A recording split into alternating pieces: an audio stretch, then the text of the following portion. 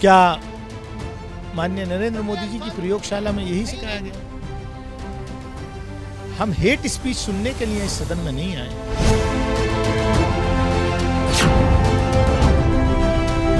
भारतीय राजनीति का वो चेहरा जो बहुत ज्यादा लाइमलाइट में नहीं रहा, वो चेहरा जो बहुत ज्यादा चर्चा में नहीं रहा, वो नाम जो मुस्लिम राजनीति के लिए बहुत ज्यादा सुर्खियों में नहीं रहा, वो नाम है दानिश अली।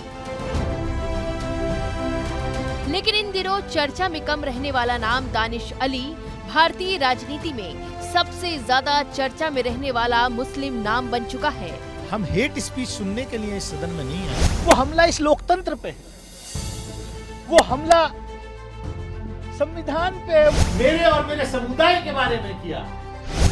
सवाल ये है कि दानिश अली को हिंदुस्तान की मुस्लिम राजनीति में हीरो क्यों बनाया जा रहा है?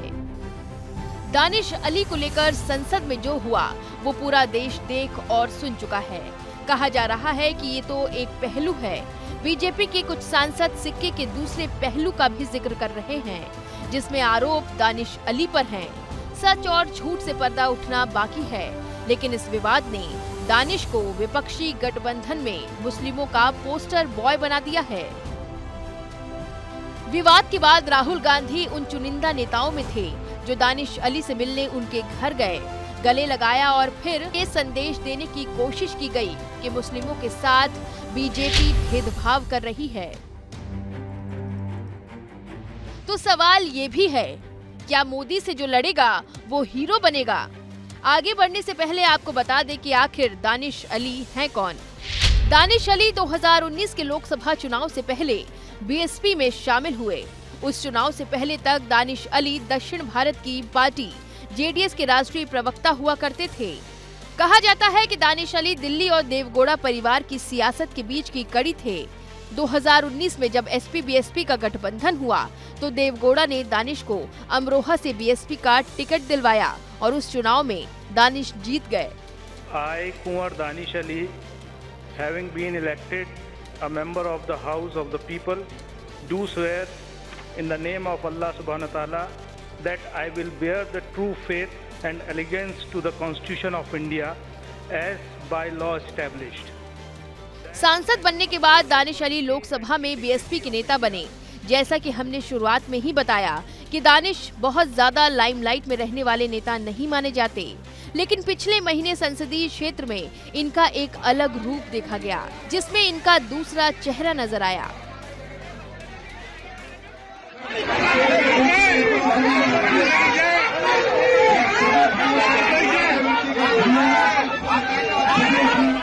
ये वायरल वीडियो 6 अगस्त का है। यूपी के अमरोहा में सरकारी कार्यक्रम के दौरान बीजेपी के नेता ने मंच से भारत माता की जय का नारा लगाया तो दानिश अली भड़क गए थे। आप भी देखिए ये वीडियो।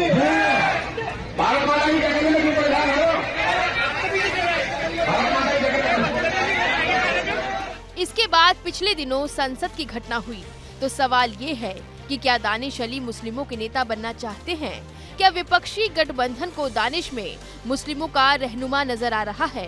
वैसे आपको बता दें कि यूपी में लोकसभा की 80 सीटें हैं। मुस्लिमों की आबादी करीब 19% है। 13 लोकसभा सीटों पर मुस्लिमों का दबदबा है। वहीं 11 जिलों में 30% से ज्यादा मुस्लिम वोटर्स हैं। यूपी में विपक्ष के हर दल को मुस्लिमों का वोट चाहिए, चाहे वो कांग्रेस हो या फिर समाजवादी पार्टी, बीएसपी या फिर ओवैसी की पार्टी एआईएमआईएम। विपक्ष की जीत का रास्ता मुसलमानों के मोहल्ले से होकर जाता है और जिस तरह से यूपी में विपक्ष एकजुट नहीं दिख रहा, उसके बाद ये कहा जा सकता है कि मुस्लिम वोट की चाहत हर किसी को है। हैदराबाद के सांसद असदुद्दीन ओवैसी मुस्लिमों के सबसे मुखर नेता माने जाते हैं, लेकिन वो विपक्षी गठबंधन का पार्ट नहीं है। उनकी सियासी ट्यूनिंग विपक्षी गठबंधन से मेल नहीं खाती।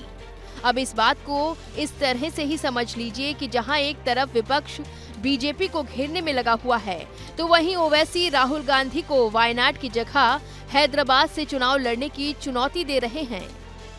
कांग्रेस के लोग बहुत आएंगे,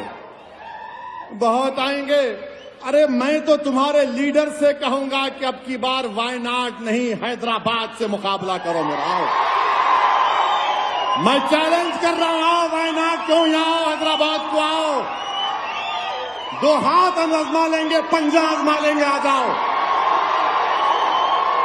कहां वायनाड जाते प्यारे, आओ। यही वजह है कि विपक्ष को इस वक्त एक ऐसा मुस्लिम चेहरा चाहिए जो बीजेपी से हेड ऑन लेने के साथ ही ओवैसी का भी विकल्प बनने की ताकत रखता हो, और दानिश इस वक्त उस खांचे में फिट दिखते नजर आ रहे हैं। दानिश के जरिए कांग्रेस 5 राज्यों के होने वाले चुनाव में मुस्लिमों को साधने की कोशिश कर सकती है। चुनावी राज्यों की बात अगर की जाए तो जिस तेलंगाना से ओवैसी आते हैं वहाँ 13% मुस्लिम्स हैं, राजस्थान में 9%, एमपी में 7%, छत्तीसगढ़ में 2% और मिजोरम में मुस्लिमों की संख्या 1% है। जाहिर है कि राहुल गांधी ने दानिश को गले लगाकर तेलंगाना से लेकर राजस्थान तक के मुसलमानों को संदेश देने की कोशिश की है। अब दानिश चुनाव में किस पार्टी का दामन थामते हैं या बीएसपी में बने रहते हैं, ये देखने वाली बात होगी। फिलहाल विवाद और विपक्ष ने उन्हें मुसलमानों का चेहरा तो बना ही दिया है।